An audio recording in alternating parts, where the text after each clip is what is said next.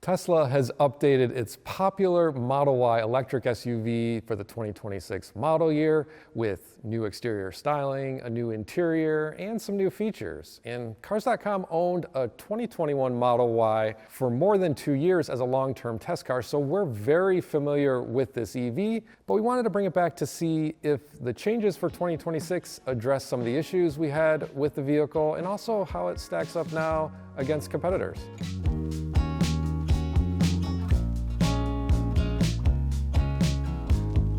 Before we get into the details on this long-range all-wheel drive version, as prior owners of a Model Y, we got access to the Launch Series version of it, and our managing editor was able to drive that, has a video up on it, and it's worth checking out if you're interested in the Model Y because he has some differing opinions than I do on the changes for 2026. One of the things we really didn't care for in our long-term Model Y was its very firm ride quality, because while that contributed to the SUV's sportiness, it was kind of hard to live with day in and day out. And unfortunately, that firm ride carries over to the 2026 version.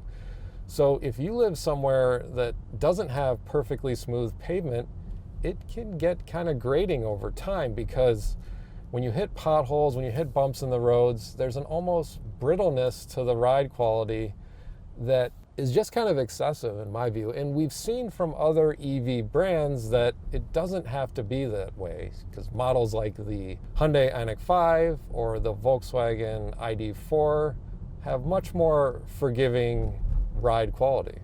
Now, since the overall shape of the Model Y and its greenhouse glass hasn't really changed, visibility in the Model Y is about as bad as it was before. And that's really evident when looking out your rear view window through the rear view mirror, because the angle and the position of the rear glass make it so you can't see a lot of what's behind you. So the Model Y has helpful camera views when you're reversing, but that's still not a replacement for natural visibility when looking in the rearview mirror. There is another visibility aid though that the Model Y gets, and that's blind spot indicators right at the base of the front windshield pillar. So when you have traffic coming up beside you, a little red light illuminates right there to give you a warning that there's someone in your blind spot.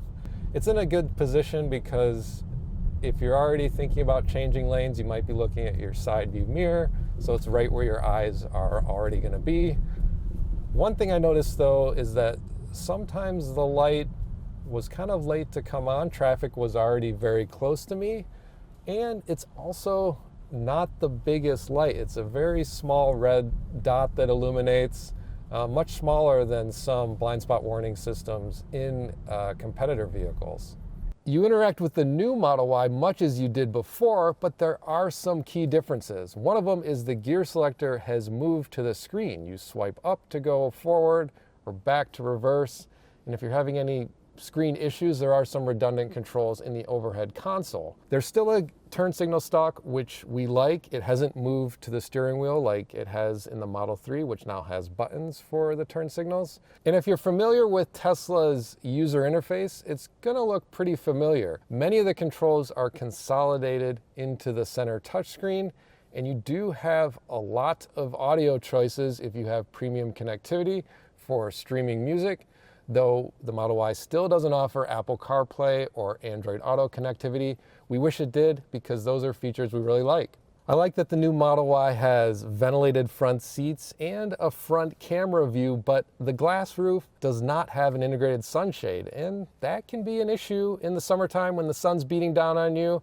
I experienced it myself. I wanted to have a little less light in here, but you can't close it off. Now for backseat passengers, there's still good room for taller adults, and a new center display back there has climate controls as well as some games to pass the time. The overall driving experience of the new Model Y is still very familiar and is defined by the SUV's nimble handling, responsive steering, good power from the dual motor all-wheel drive system, and that firm ride we already talked about.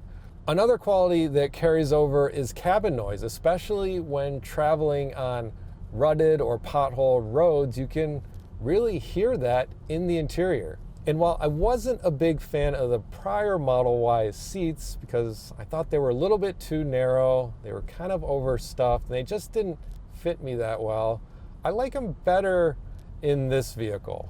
The seats are still on the narrow side, but they're more comfortable, and the seat ventilation feature is really great to have on hot summer days.